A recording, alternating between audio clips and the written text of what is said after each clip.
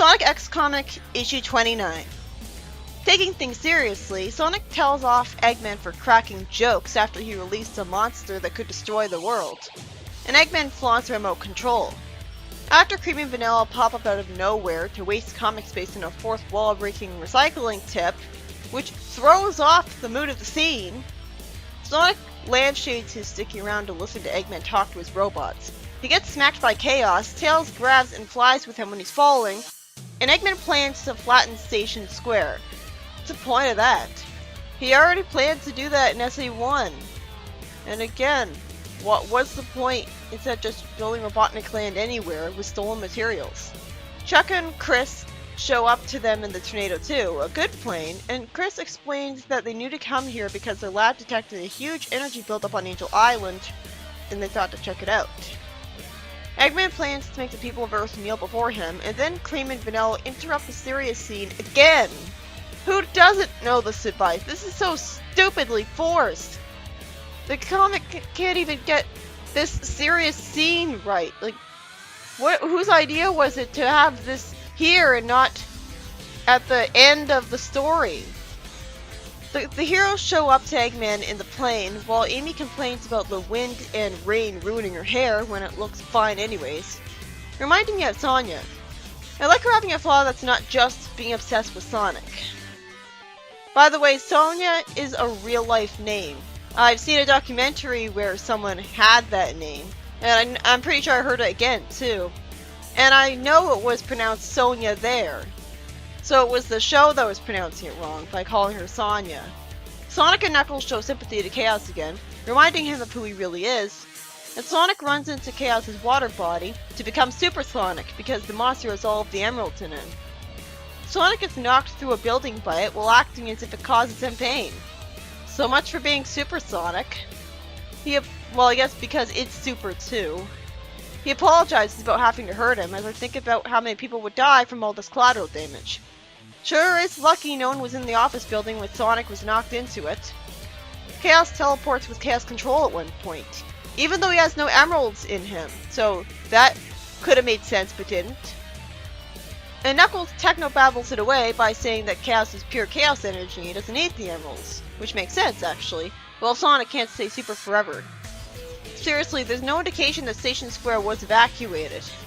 And again, a Chaos could Chaos Control without needing a Chaos Control organ like BioLizard, then that just makes the whole boss fight with it forced because it should have just warped away. Boko wonders if the reason the city will be rebuilt later is because all the money from the clean energy plant will give them the means to fund it. I doubt any amount of money would be enough to fund this. And Cream interrupts the tense action scene again with the recycling tip. Who thought this was a good idea? Put this shit at the end of the story, idiots. It takes until now for Sonic to decide to go after Eggman's remote, thus making everything before this padding. I mean, Tails was going after Eggman's remote really early on in the comic right away. To be fair, Sonic is the type who's used to fighting people directly. But you'd think all of his friends would be telling him to go after the remote first because Eggman was right there controlling it while being a lot more vulnerable than Chaos is. He takes his remote while saying that he's breaking his new toy and doesn't belong to him anyways. And Chaos threatens Eggman right up close to his face. And then he kills him. No, he doesn't. That makes sense. So what's their justification going to be for Chaos not killing him?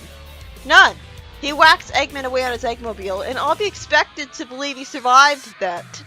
This is why Robotnik should be an android. And he could look just like himself anyway, so it wouldn't matter. He could have all the slapstick you want, so there's your comedy, and he'd be much more capable of surviving anything that gets thrown at him. Sonic then flies through Chaos as Super Sonic, and there's an explosion because he destroyed the robot parts controlling Chaos. And that doesn't kill Chaos how?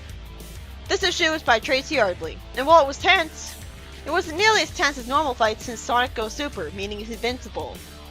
The only thing that had me tense was the fact that they were fighting in the middle of the city, so logically a lot of people should have gotten hurt or died from all that collateral damage. Like the buildings getting damaged and all that flooding. Didn't this happen, like, way too fast for anyone to think to evacuate a city? But no, let's ignore all that. Why does the fight have to take place in a city with people in it? If you're not going to address that, put the fight somewhere else. I would have thought that the fight would take place at Angel Island in front of the Master Emerald. Didn't they follow Chaos here last issue? Sonic beat Chaos really easily once he finally got it through his head how to do it.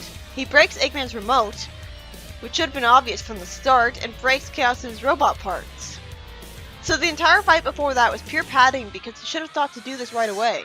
You can't have a truly tense scene if the hero fighting is invincible, and no one else is fighting, and there's no acknowledgement that people could get hurt in the crossfire.